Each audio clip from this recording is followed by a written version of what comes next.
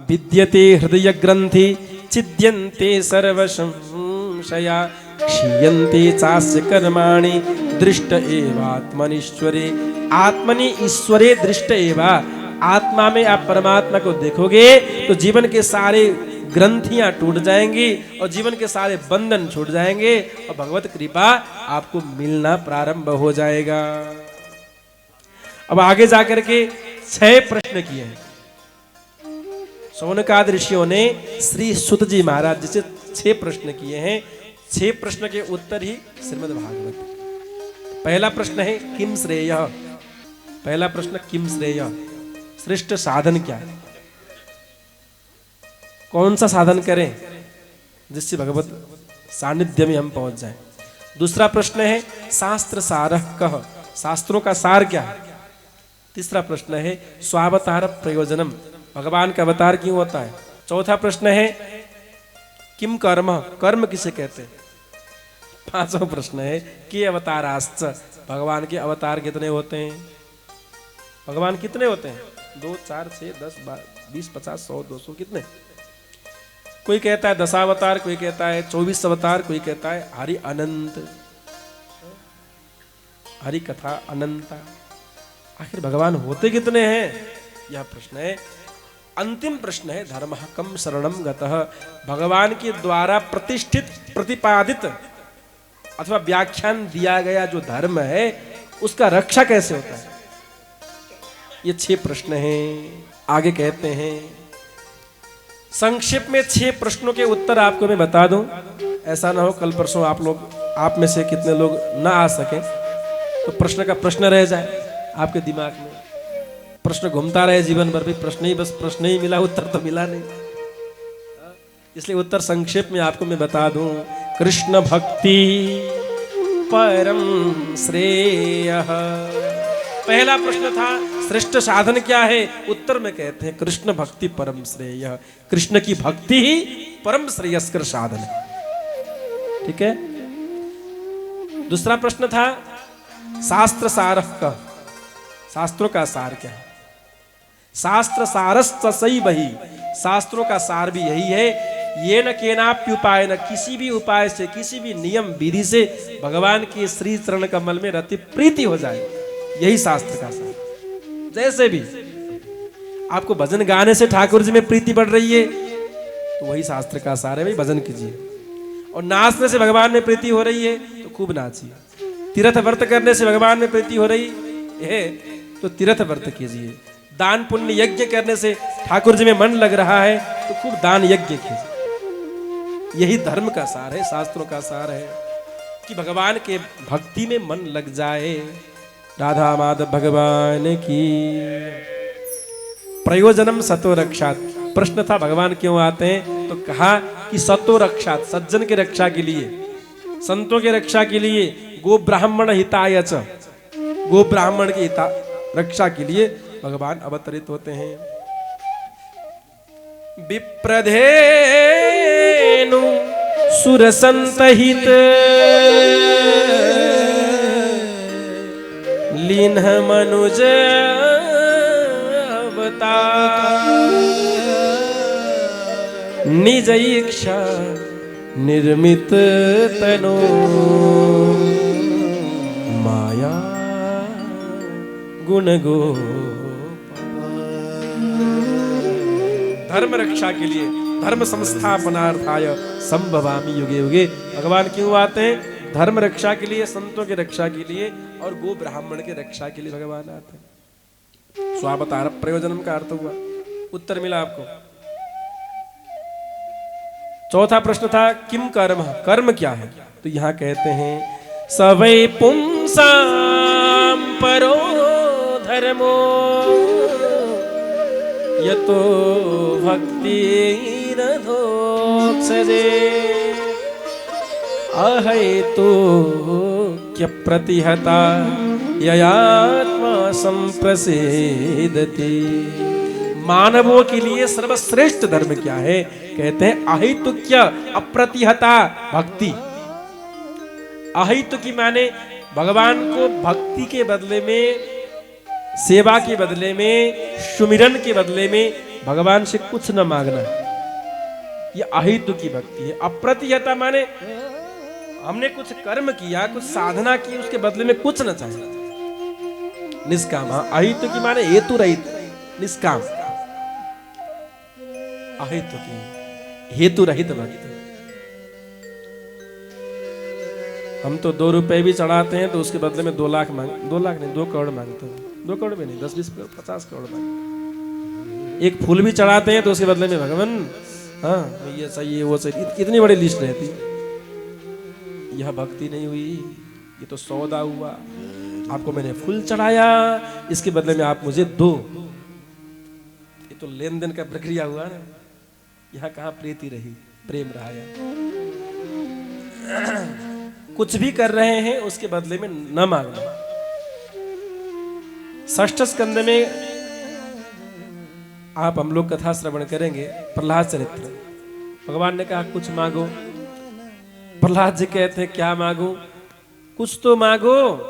तो प्रहलाद ने एक उत्तर कहा, ऐसा वरदान आप हमें दें, ऐसा वरदान आप हमें दें कि आपसे मैं कुछ मांगू ही नहीं, बस आपसे कुछ मांगने की इच्छा ही न जगे, ऐसा वरदान दीजिए। इसे कहते हैं अहितु की। वो आजकल हम लोग तो बस आरती भी करते हैं तो सुख संपत्ति घर आवे, कष्ट मिटे तन का, ओम जय जगदीश हरे। फुकड़ में आरती कर रहे हैं हम भैया। भगवान जी वैसे नहीं कर रहे हैं। आपके आरती करने से सुख संपत्ति आएगी और रोग लगा हुआ है बहुत सारा, ये सही हो जाएगा, इसलिए आरती कर रहे हैं। इतना स्वार्थ, आरती में स्वार्थ भरा हुआ। अहितु की का अर्थ है भगवान से कुछ न मांगना। भगवान से मांगने का अर्थ ये होता है कि तुमने देखा नहीं है, ए राम जी, कन्हैया जी, इतना भी नहीं समझ रहे हो कि हमें ये चाहिए। तो वो भगवान कैसा, जो अपने भक्तों के इच्छाओं को पूर्ति न कर सके, भक्तों के मन को न पढ़ सके, भगवान कैसा बताइए। अरे जो दिल में रहते हैं, जो दिमाग में रहते हैं, जो जिह्वाग्र में रहते हैं, जो स्वभाव में रहते हैं, कण कण में रहते हैं, वो भगवान क्या, हमें क्या चाहिए, उन भगवान को नहीं पता होगा क्या? अच्छा, मांगने से उतना ही मिलेगा जितना हम मांगेंगे। यदि नहीं मांगेंगे तो बहुत कुछ मिलेगा, है कि नहीं यजमान जी? न मांगने से बहुत कुछ मिलता है। ठाकुर जी जब कृपा करते हैं तो सब कुछ मिलता है, क्योंकि भगवान के पास तो हजारों हाथ हैं, हमारे पास सिर्फ 2 ही हाथ हैं, हाँ, लेने के लिए। तो देने वाले के पास हजारों हाथ हो तो हम अपने दिमाग से नहीं मांगे तो ही अच्छा है। भगवान जब देंगे तो खूब देंगे, है ना। अहितुक्य प्रतिहता का अर्थ यही है भक्तवत्सल भगवान की। अच्छा, अब आगे कहते हैं धर्म किस लिए करें, धर्म क्यों करें, जाप क्यों करें, किस लिए करें? यादव परिवारों ने कथा लगाई है। कथा क्यों लगाएं, किस लिए लगाएं? संकल्प अपनी जगह है, पर कथा का उद्देश्य, धर्म का उद्देश्य होना चाहिए अपवर्ग, धर्मस्य अपवर्गस्य। धर्म साधन नहीं है, धर्म तो भगवत धाम तक पहुंचने का माध्यम है।